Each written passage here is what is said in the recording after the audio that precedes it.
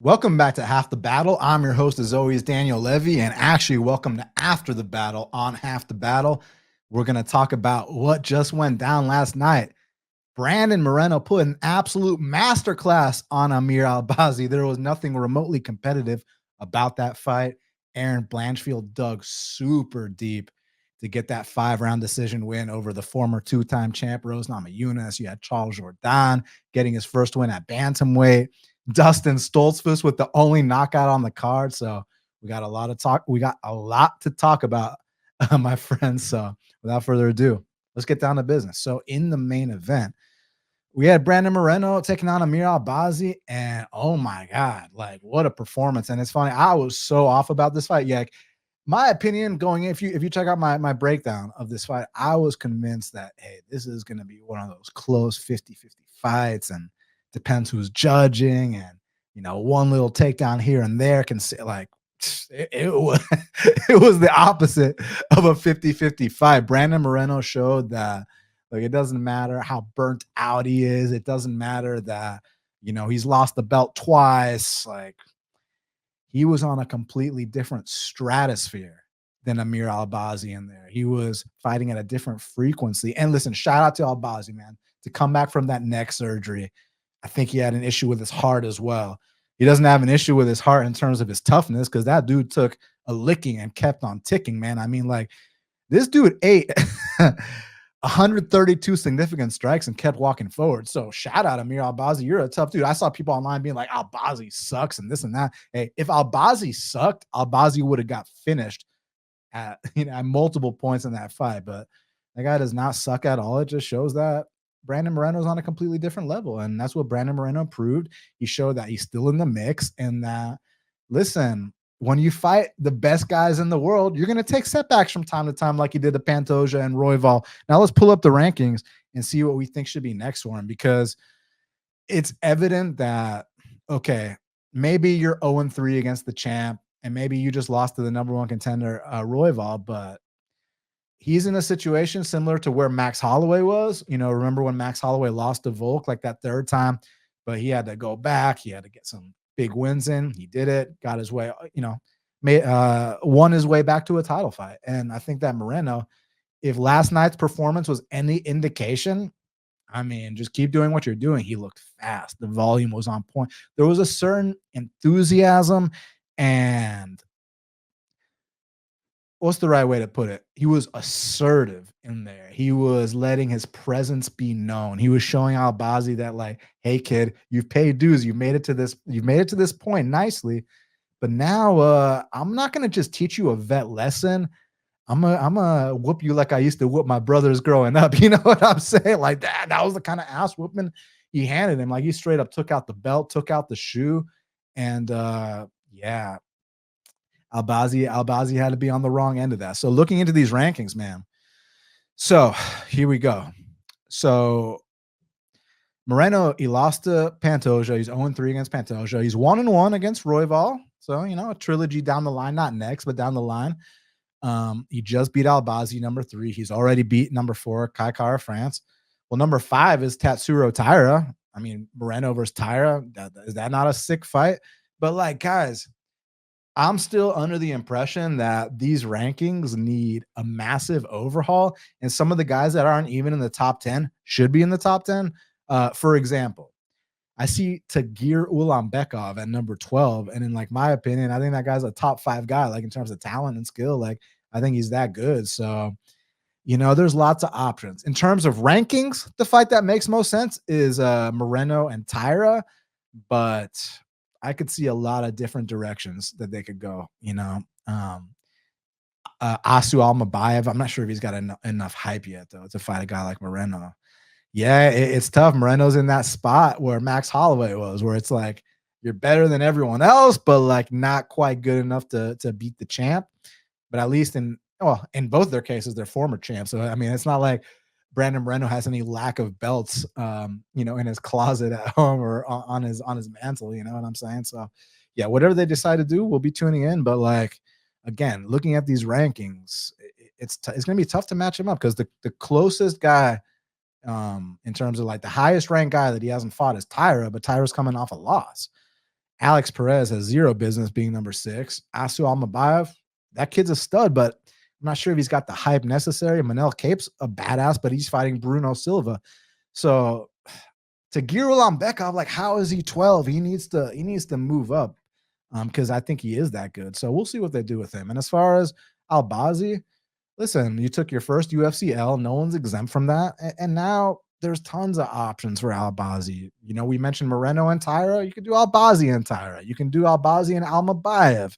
You can do Albazi versus the winner or loser of Manel Cape and Bruno Bulldog. You could also do the Tagir Ulambekov fight with him. Shit, if Cody Durden gets past Josh Van, you can do Cody Durden versus Amir Albazi. So there's lots of options for these two. But regarding that performance, I mean, just to shut someone down to that extent, you know, the first round was a little competitive, right? One judge even scored the first round for Albazi, which I was like, what? Eric Colon did that. I was like, listen, it was close, but it was clear Moreno. How could you score that first round for Albazi? And then after that, it just became a domination and a shellacking. And in that second round, it seemed like, okay, you know, because the first round was kind of close. Like the first round, I thought Moreno won, but the second round, you know, but going into the second round, it was like, okay, now's the time to make these adjustments. And Albazi gets his takedown. He gets a beautiful takedown of Moreno. It's looking like, okay, Albazi might start to take over. He literally had 2 seconds of control. Moreno pops back up, and the margins he outstruck him in that second round, 29-6. You know, next round, 31-12. Round 4, a little bit closer in terms of the numbers, but then round 5, another blowout, 32-9. So, yeah, I mean, I had it 50-45 for Moreno, and I'm very curious to see how they match him up next because, look, there's a chance he might not win a belt again, but there's not a chance. It's a fact that this guy is still a top three fighter in this division. And, you know, maybe, you know, what he said about that Royval performance, that he was burnt out, he needed time off. You know, I thought maybe a year would have been fine, but apparently 8 months was what he needed to be rejuvenated because he looked genuinely happy to be there all week. He had an aura about him. And Albazi, you know, I don't want to make any excuses about the surgeries and stuff because that'll kind of discredit Moreno. But Albazi, I think he'll be back too, man. I think that coming back from what he went through to face, you know, a legend in your division and go 5 hard rounds with him, and you took your ass open like a man. You didn't quit. You didn't look for the door. Like, respect, Albazi. You'll be back. So, but that night belongs to Moreno. What a masterclass. And yeah, like I said, I can't wait to see who they match him up with next.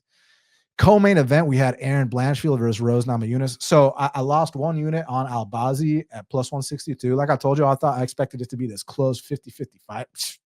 It was the furthest thing from that. So yeah, I lost a unit there. But in the co-main event, I won my bet on Blanchfield. And this one, I was really proud of the judges because this was a super easy fight to score. The first 2 rounds, you give to Rose Namajunas, and then Erin did exactly what I needed her to do those next 3 rounds. But let me say something about these first 2 rounds.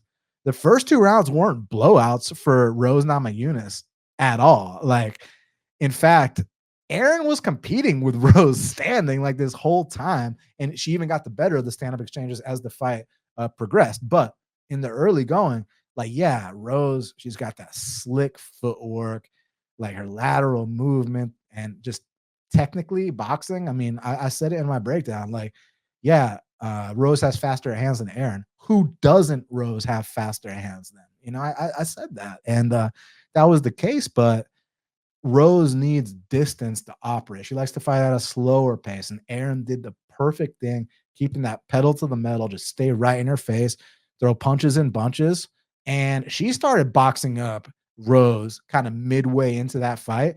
And when she got her takedowns, Rose couldn't get back up. So, you know, it was nice to see Erin Blanchfield put on that kind of performance coming back from the Manon fight. But like I said about the Manon fight, like, Manon being more physical than you, Manon being a better striker than you, and Manon just being a bad matchup for you does not mean that Erin Blanchfield, oh, she got exposed or she's a fraud. She got fraud checked. Like, they're like, no, that's not what happened.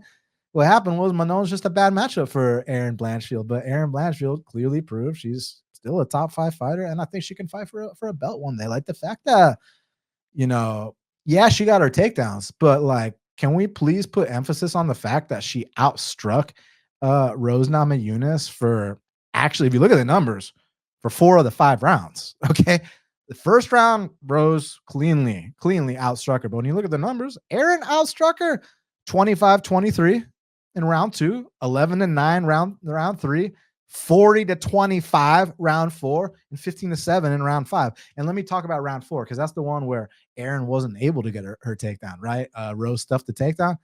Erin goes out there and doubles her up on strikes in the 4th round. Like, hey, like, I can't get my takedown. No problem. I'm going to beat you at your own game.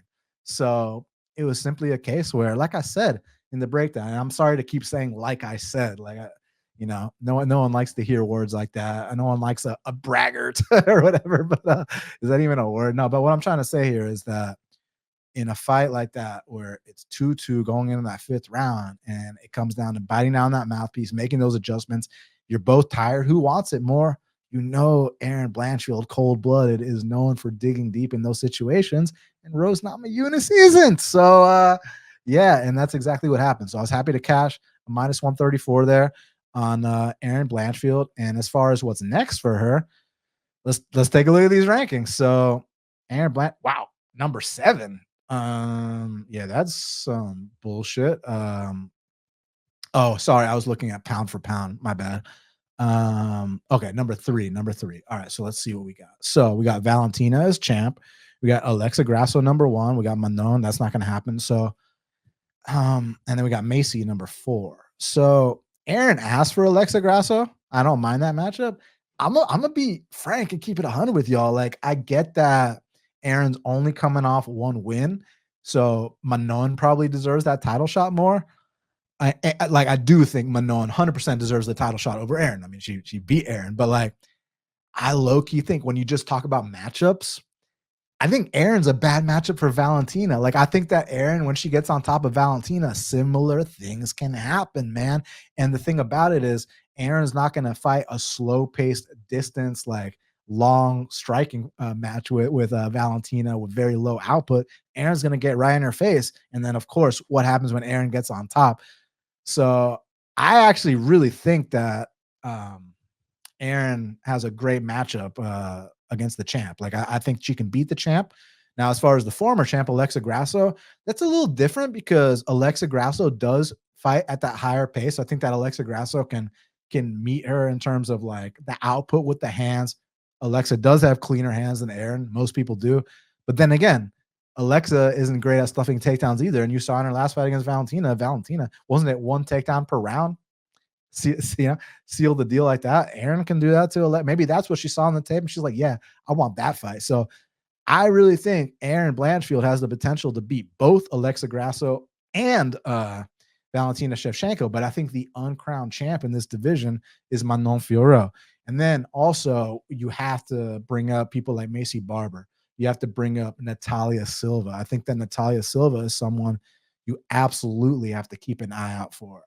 I could see her fighting for a title down the line. She's insanely talented. She's got big heart in that last fight too. And look at the people that Natalia Silva's beat. Like, we're going to talk about Jasmine Josas-vicious. Natalia Silva put a clinic on Jasmine at one point. So yeah, there's a lot of exciting fights to make in the flyweight division. I mean, shit, what do y'all think about Erin Blanchfield versus Natalia Silva? Would that not be like, that's a sick, make that a 5-round main event? I'll watch it for sure. So again, the options for Erin: Alexa, Valentina, Macy, or Natalia. Period, point blank. And then as far as Rose, I mean, similar options minus the title shot options, right? Like, in similar options in terms of like, okay, which prospect do we want to build up now? Hey, let's build up Natalia Silva. Natalia Silva versus Rose, let's build up Natalia Silva. Macy Barber versus Rose, let's build up Macy Barber. So that's the point where Rose is right now. She's gatekeeping. You know, she's already won her 2 belts.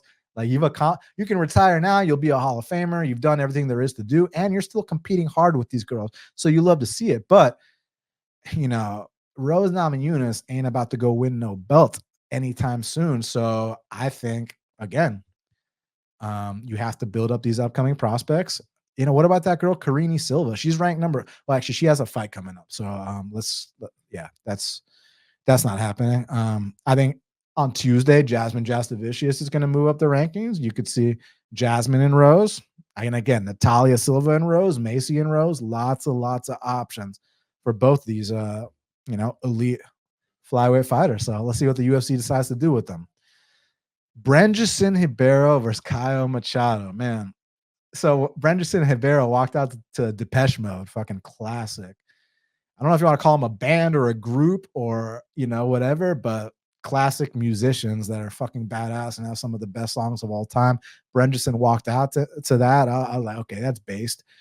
The fight itself, man, I mean, according to the numbers, Caio outstruck him every round, but according to the numbers of every Caio Machado fight, Caio outstrikes pretty much everyone he fights. But like I told y'all in my breakdown, his technique, it looks very ugly. Like it looks like not something you'd want to show a boxing coach, not someone you'd want to learn technique from. But as far as who I thought won the fight, I didn't really have a strong opinion either way. Like, let me see what the MMA decisions said. Not that they're the be all end all, because I feel like half the guys on there don't know what they're watching. No offense, but curious what they scored. I didn't have a strong enough opinion to even submit a scorecard there. Yeah, so they're like half and half, which seemed to be the case anyways watching the fight. Some had 30-27 Ribeiro, some had 29-28 Machado. So yeah, best of luck to both of them in their future endeavors. You know what I'm saying? Like I'm not gonna worry about matching these guys up right now. Jasmine Josas-vicious and Erin Lipsky, man, you love to see that kind of dominance from Jazz. The fact that like this fight, she only hit 3 takedowns in the fight. 1 in the first, 1 in the second, 1 in the third. And in that first round, man, listen, Erin was landing some shots, which Jasmine tends to get hit in a lot of her fights. But the thing about Jasmine is if you don't get Jasmine out of there, if you don't assert your dominance against Jasmine like Natalia Silva did, Jasmine is going to gas pedal you. She's going to push a pace on you, and ultimately she is going to break you. And now she's starting to feel more comfortable with her finishes, with her submissions, specifically that Dar. So you love to see that kind of stuff. And, the first round was a little, close, but that second round, then that's where she couldn't get back up. And then in that third round, one more takedown, fight was over shortly after. So, what's next for Jasmine? I think it's in a similar boat like we were talking about with the last fight. When you talk about Jasmine, currently they got her ranked number 14, which, I don't know how I feel about that. I think she's better than that, but there's lots of options for Jasmine, guys. Like I said, Rose Namajunas is an option. Does anyone really want to see Chookagian fight? What about Jessica Andrade versus Jasmine? Yo, Jessica Andrade versus Jasmine. I think we just found the fight. That's a sick fight right there, because Jasmine doesn't have that one hitter quitter. Jessica does, but Jasmine pushes that insane pace. She's super durable.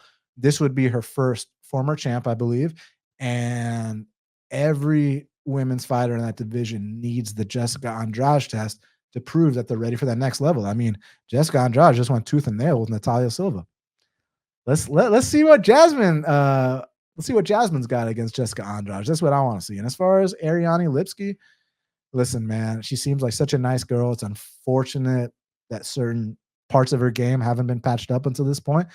But like her fights are exciting. Even win or lose, I enjoy watching Erin Lipsky fight, man. So like as far as what's next for her, so what I think, I got an idea for what we could do with Lipsky.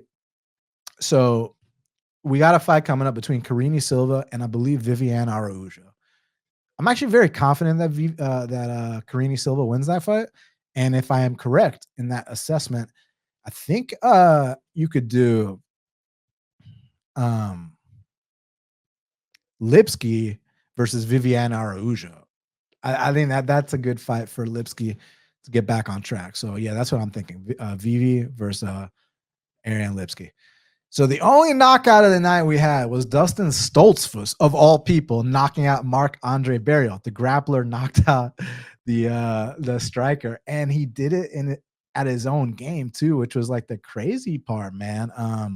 Neither guy tried to go for any takedowns. They just kind of slugged it out, and man, once they got up against the fence, that's where power bar loves to get off on his kind of hockey enforcer strikes, those uppercuts in the clinch. He'll hold the back of your head, and you know what I'm saying? Kind of like your brother used to whoop your ass. But I think there's a chance he came back too soon from that last knockout against Joe Pyfer. But at the same time, you don't want to take anything away from Dustin Stoltzfus, because one thing about Stoltzfus I question his confidence, his toughness, this and that. I never question his skills, but the fact that he bit down on that mouthpiece and fucking just started he just started swinging in the pocket with a guy like Barriault, who's known for knocking people out. Like, respect Stoltzfus, respect. And guess who called out Stoltzfus? Joe Pyfer. Joe Pyfer. You guys know why? Because on Contender Series, Stoltzfus beat Joe Pyfer. Now, granted, it was an injury TKO, but Pyfer's had a situation where he lost to Hermanson, but then he came back and starched Barriault. And Stoltzfus, he lost to Bruno Ferreira, comes back, he starches Barriault. You're both coming off. You're both on a 1-fight win streak, and they're both first-round knockouts over Barriault. Now's the perfect time to run it back. So I'm saying Joe Pyfer versus Dustin Stoltzfus. Like, hey, Pyfer, you asked for Dustin Stoltzfus? We're going to give you Dustin Stoltzfus. So I think that's the fight to make. And as far as Marc-Andre, just keep giving this guy exciting fights, man. I mean, like, let's pull up the roster, not the rankings. Let's pull up the roster, okay? So who do we want to see the power bar fight next? I mean, let's firstly see. Hold on. Let's see where he's at in terms of Endeavor record, like how many fights he's had with the company. So power bar, where you at, kid? I'm scrolling through like the entire roster, my guy. Hey, what about power bar versus Edmund Shabazian? Like, what about power bar versus Razak is booked. Oh shit. Roman Kopilov's fighting Chris Curtis? Damn. Sick fight. Is there anyone coming off a first round knockout loss that we could match up Marc-Andre Barriault with? Let's see. Hey, I got an idea. What about Marc-Andre Barriault versus Bruno the Hulk Ferreira? Tell me that's not a banger. Tell me that's not a banger, my friends. Look me in the eye with a straight face and tell me Marc-Andre Barriault versus Bruno the Hulk Ferreira is not a banger. Someone's hitting the deck in that fight. So, yeah, I think that's a fight to make.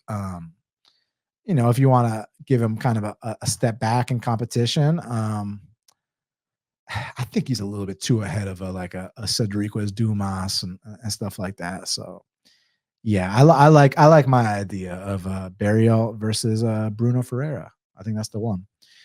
And then Mike Malott and Trevin Giles. I don't know if y'all saw their grappling match, but their fight went just like their grappling match. Super boring. They competed closely against each other, but Mike Malott just did a little bit more. That's it. I mean, to Mike Malott's credit, I think that, coming off such a psychologically devastating result like that Magny fight, maybe there were some confidence issues. Maybe he needed to play it safe. Maybe he didn't feel as comfortable. So either way, if this is one of Mike Malott's worst performances, he still outstruck the guy every single round. I mean, it's not his fault. Trevin Giles refused to throw, so yeah, you just have to be careful with Malott, because I think we've kind of figured out that he's probably not a future top 15 or top 10 guy, but he can still have exciting fights in the UFC, and you just got to match him up accordingly. So when you talk about matching up Mike Malott, well, has Court McGee retired? You give him, kind of a guy on his way out like that. Let's see what other options we have for Mike Malott. You could do the Alex Morano fight. You could do. I'm seeing Wellington Turman is still on the roster, but I'm pretty sure that's not the case. You could do. There's so many options for this kid, Malott, because you don't want to bring him up too fast, because you saw what happened when they tried to do that. You could do Mike Malott versus Phil Rowe, Mike Malott versus Uroš Medic. But if you want to keep putting him in there with guys that are kind of on their way out, I got an idea. How about this? let's see Mike Malott versus Cidi and Jaquani, both coming off kind of boring decisions, but that doesn't necessarily mean that their match against each other would be boring. Styles make fights, and both guys are kind of in similar spots in their careers, kind of middling a little bit, but Malott a little bit more hype because he's got a country behind him and whatnot. I wouldn't mind seeing Malott and Cidi, or like Malott and Angelusa. What do you what do y'all think about Malott and Renat Fakardinov? You think Fakardinov would probably grind him out? Yeah, so there's a lot. Malott versus Themba Garimbo? Malott versus Nico Price? Like, yeah, we'll see which way they want to go, because I think they like the kid, but they probably know, the top 15 ain't happening, but there's still some fun matchups he can have. But it takes two to tango, and Trevin Giles wasn't there to tango. So it was what it was. Like, Mike Malott's very reliant on those counters, and Trevin never gave him the openings for the counters. So it was just kind of not a stalemate, because Malott did more, but it was just kind of like one guy threw one punch, the other guy threw zero. Therefore, the guy that threw one punch wins the fight. That's obviously exaggerated, but you catch my drift. Amin Zahabi going out there and not just beating Pedro Munoz, but out voluming Pedro Munoz, which is something that, let me ask y'all something. What do y'all think the most amount of strikes that Amin Zahabi's ever landed in a fight before is? Prior to Pedro? Well, actually, he did land 75 significant against Javid, but prior to that, his numbers were so low. I mean, this guy lost a decision to Vince Morales where he only landed 28 strikes. And now he's out here like landing 100 plus strikes against Pedro Munoz, who's a volume machine. I know, granted, it's Pedro at like 38, but still, like, hey, Zahabi. And let's talk about that line movement, because it was like Pedro minus 130 at one point, and then it goes Pedro plus 170. So, when you see line movement like that, Zahabi going from plus 110 to like minus 190, I was like, okay, I'm going to pay very close attention to this fight. I'm going to see exactly how it goes. I'm going to meticulously look into these scorecards. Shout out my boy Meticulous. And yeah, there wasn't any fuckery. Amin Zahabi beat him fair and square. Like, when you see Pedro's eye like just busted like that, and Pedro's had such a long career, man. Pedro has gone to war with everybody, and you have to show the ultimate respect for a guy like that. But now Amin Zahabi's on a 5-fight win streak at 36 years old, no less. You beat Pedro Munoz. I mean, when you beat back in the day, when you beat Pedro Munoz, you were ranked, because y'all know Pedro Munoz used to be number 4 in the world when he fought Aljamain Sterling. But now he's unranked, but he's still Pedro Munoz. I mean, Chito Vera fought Pedro like 2 fights ago. What about Amin Zahabi versus Chito Vera? Like, kid, you're on a 5-fight win streak. You're coming off wins over Bashrat and Pedro Munoz. Like, there's no choice but to give Zahabi a step up in competition.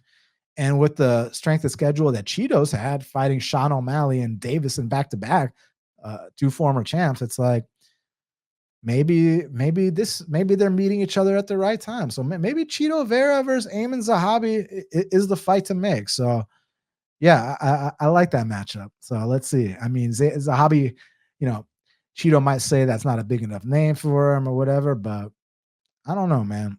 I think that's an interesting matchup. Mario Bautista and Zahabi. There's a lot of options. Regarding Pedro Munoz, Pedro Munoz, just keep doing what you're doing and test these young prospects. Let's pull up who are some kind of kids making a name for themselves that could benefit from a Pedro Munoz win. I mean, I think I know exactly who you should fight. You should fight Vinicius Lockdog Oliveira. Like, Pedro, you've had such an incredible career, man. You've been in the top 5, you've been in the top 10, the top 15, and now you're at a point, you're reaching 40, and it's time to give these young kids the shot that the fighters, when you were coming up, gave you your chance. Now it's time for you to give them their chance. And I think that Pedro Munoz should give Vinicius Lockdog Oliveira his chance to fight a well-known name like this. And yeah, that's what I want. I want to see Vinicius Lockdog Oliveira versus Pedro Munoz. Now, Charles Jourdain versus Victor Henry. So I was so happy about this, because I cashed on Charles Jourdain, but what I was happy about was my read. More than winning and losing, it's the read that mattered. Like, because for example, the Albazi fight, it's not about, oh, I picked Albazi. It's about the read was wrong. I thought it was going to be this 50-50 fight. So you take the plus 160 dog. It wasn't a 50-50 fight. But what made me happy about my read on the Jordan fight was that he was in the wrong weight class all along, dude. Look at the last two guys he fought at featherweight. Sean Woodson, who's like 6'4", hasn't Sean Woodson fought at heavyweight before? Sean Woodson's going to end his career at either 55 or welterweight. And then he fought Gian Silva, who missed weight for featherweight, who's out here at 55s, finishing guys like Drew Dober. Like, of course you lost to these guys, man. And he fought competitively with Woodson. He got to a split with Gian Silva. He landed a couple takedowns on him. So I was like, all right, now let's see what happens when you fight, these guys. I say pick on someone your own size. Let's see what happens when you fight these guys that are a little smaller than you. Where now, for the first time in your career last night, Jordan had a reach advantage. It's like, wow, like this is what I like to see. In that first round, man, I mean, let's pull up the stats. That first round, he performed exactly how I wanted him to, man. Outstruck him by a good margin. And there was just more impact in the shots that Jordan was landing. He was staying long. He was attacking the calf. He was going upstairs. His hands looked like they had some pop. Now, obviously, there were still some certain, habits and tendencies from old fights that carried on here. Like, he's still kind of easy to take down, especially with those like foot sweeps. But one thing I did like is he worked his way back up to his feet nicely. And he kept attacking that guillotine, whether he was trying to finish or give the guy the threat or use the guillotine to stand back up, which he did on a couple occasions.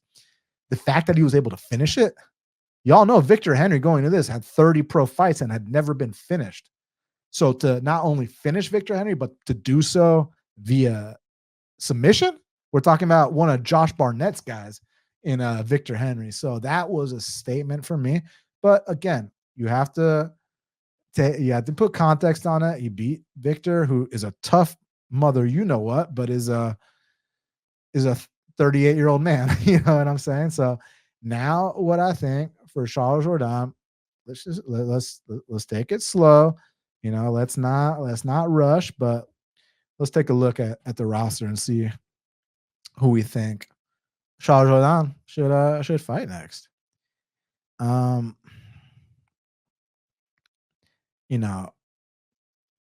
about Javid Basharat? That'd be interesting.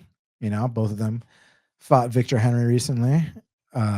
You could see Raul Rosas versus Charles Jourdain. You could see the winner of the Davy Grant and Ramon Taveras versus Charles Jourdain. You could see Garrett Armfield and Sergey Cidi versus Charles Jourdain. Yeah, there's lots of different directions. What about Ricky Simone? Ricky Simone seems like he's on his way out. Might be time to usher him out. And that'll be a true test to see if Jourdain's ready. So, yeah, there's lots of ways you can go with Charles Jourdain. Charles Jourdain, Rob Font. I don't know if he's ready, but Charles Jourdain, Rob Font. Like, yeah, there's lots of options. So happy for the kid. You made the right call, moving to that weight class. Your new home. You finished a guy that's never been finished. You look the best you've looked in a long time.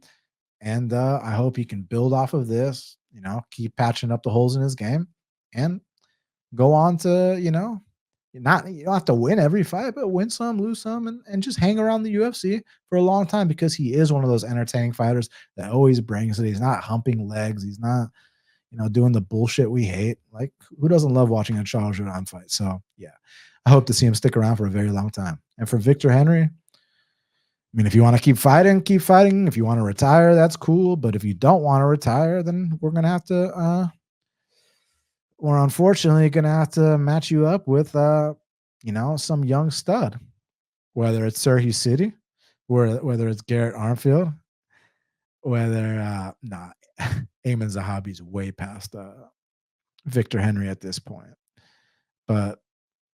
Or you could do like two old vets going after it, Cody Gibson and Victor Henry. You know what I'm saying? So, yeah, there's options. We'll be paying attention. Yusuf Zalal and Jack Shore. What can I say, man? This dude, Yusuf Zalal, comes back into the UFC and like, I mean, the maturity we're seeing, man, like in his first run, he wasn't bad. He took a round off Taporia. He competed with every single person he fought. Like no one like blew him out the water or anything. But he goes back to his regional scene, crushes a couple cans, and matures, gets the confidence he needs. Comes to the UFC. He's on a 3-fight kill streak. Submitted all these guys. Submitted real guys too. Billy Q. Who the fuck submits Billy Q? Jack Shore. I know he's been subbed before, but one doesn't simply submit Jack Shore. So like, hey, did he call out for anybody? Because okay, when you look, because he could be on the cusp of the top 15. Yusuf Zalal. So I mean, you could do Yusuf Zalal versus Dan Ige. You could do Yusuf Zalal versus Calvin Kattar. I tweeted who I wanted to see Zalal fight. Let me pull up what I said. I don't even remember right now. Okay. So hold on. Best fight picks. Zalal. Let's see what I said.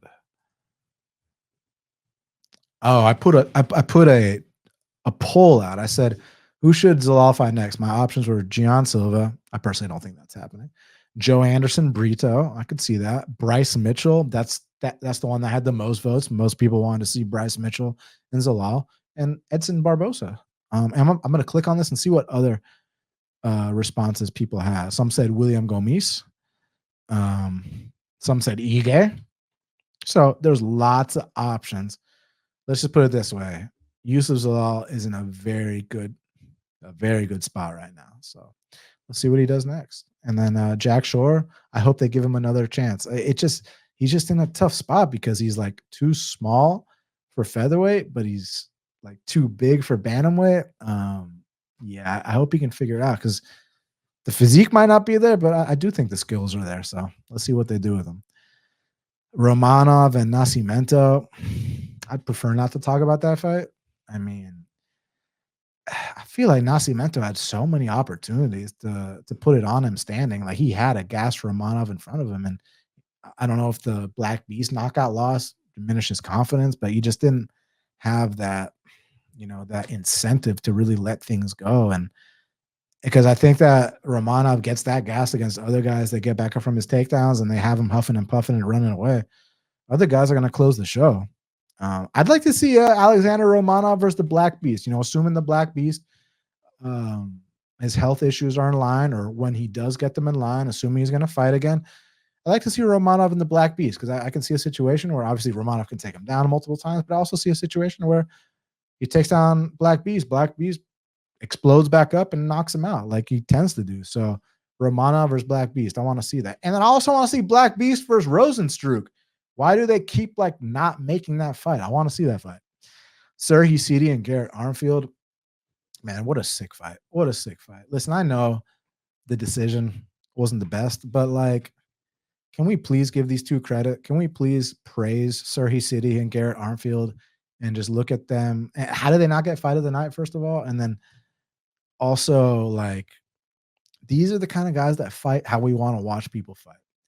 So I don't want to see anybody going on Serhi Cidi's Instagram and commenting, oh, you robbed Garrett or some shit, or you lost that fight or whatever. Like, number one, Serhi Cidi did not rob Garrett. The judges, if you call it a robbery or not, the judges decided that Garrett won the fight. Cidi fought like a fucking warrior, bro.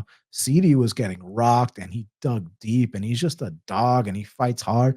And then for him to be, after a fight, like I know this as after a grappling match, even in the gym, everything's a blur. You don't even remember what just happened. And for this guy to have that fight and come out there and say, I thought I lost, like to take that kind of extreme ownership and accountability, I think Serhi Cidi's got a very bright future in this sport. And I'm going to be very disappointed if any of my fans or any just UFC fans in general start harassing this guy on Twitter, start trolling him.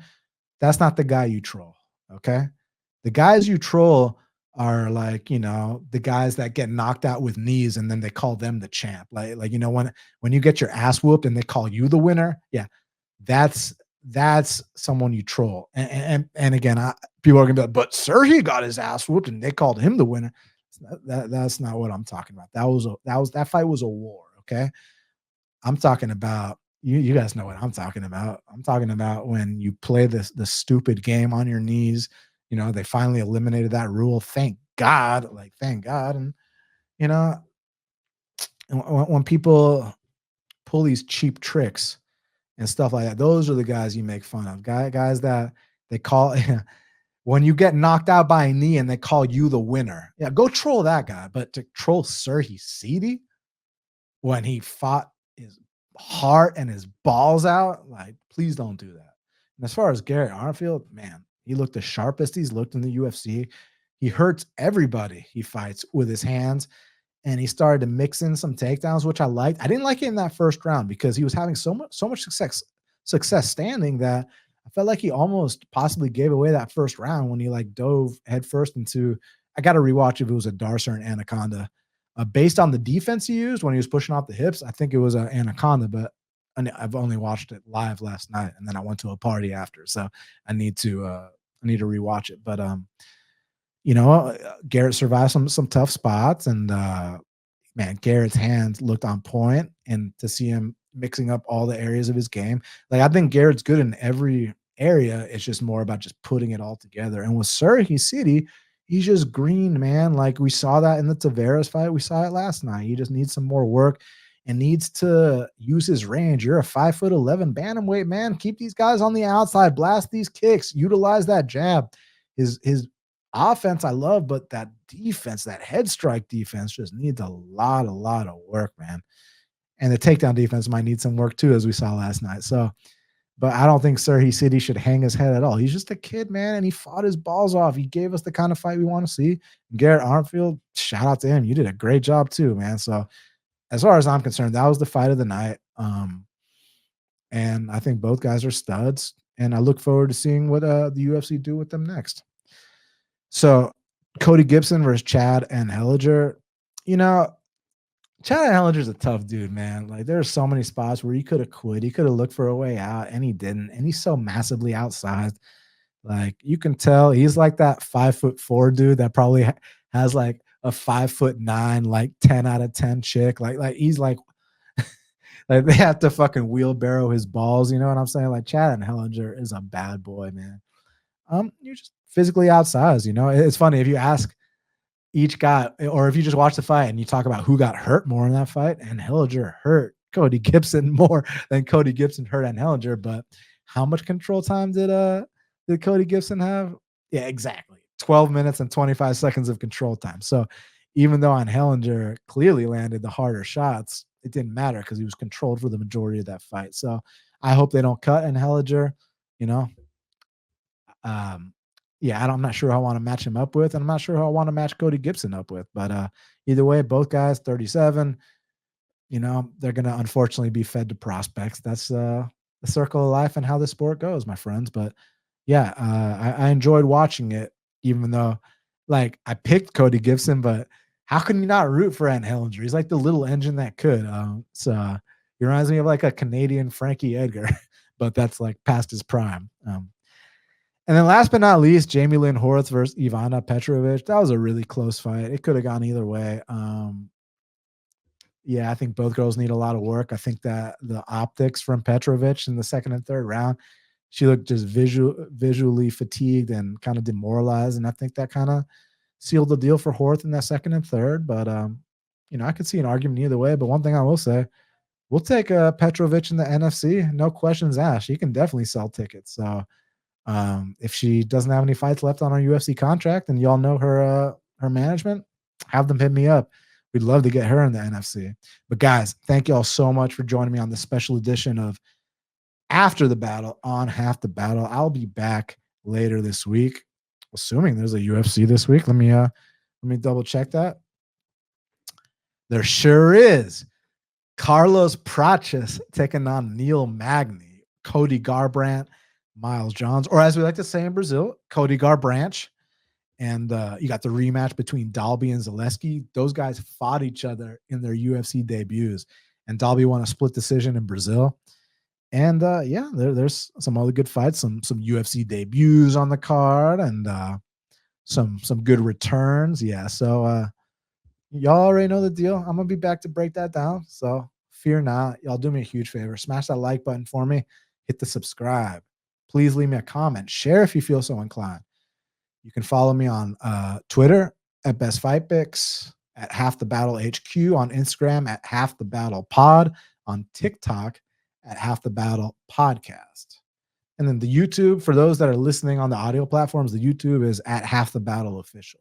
So, yeah, I know lots of info there, but man, we're growing.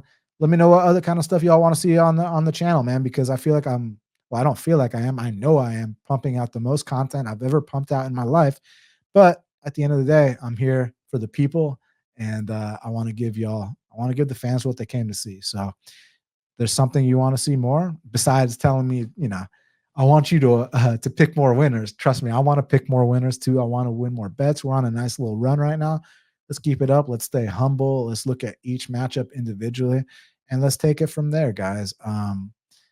And let's keep questioning the new gloves. Again, I don't have solid evidence that the new gloves are an issue, but I'm just saying, like, when that card 2 weeks ago where every over hit, when this card happens, the only knockout on the card is Dustin Stoltz. Again, I'm not making any concrete statements or anything like that, but I'm just saying, keep an open mind. And let's keep paying attention as the sample size grows of what the hell is going on with these gloves or something, because the knockdowns and knockouts I'm talking about with these two right here with hands have gone down dramatically. I'm not talking about Yusuf Zalal landing a knee or something like that. I'm talking about mano y mano. You know what I'm saying? So yeah, let's pay attention to that. So my friends, I'll be back later this week. Thank you all so much for your support. I truly appreciate it. And until the next time, let's cash these bets.